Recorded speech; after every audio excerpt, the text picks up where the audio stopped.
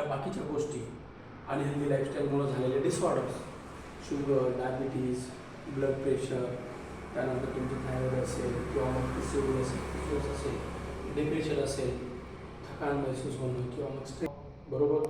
आणि आपण एक लोकांना निरोगी आयुष्य द्यावं, आनंदी आयुष्य द्यावं म्हणून मग हे सगळं आपण स्टार्ट केलेलं आहे. ओके.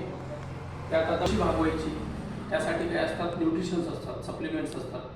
त्या कुठून तरी ते भागवण्यासाठी, आपल्या शरीराची गरज भागवण्यासाठी ते गरजेचे असतात, वेळोवेळी घेणं.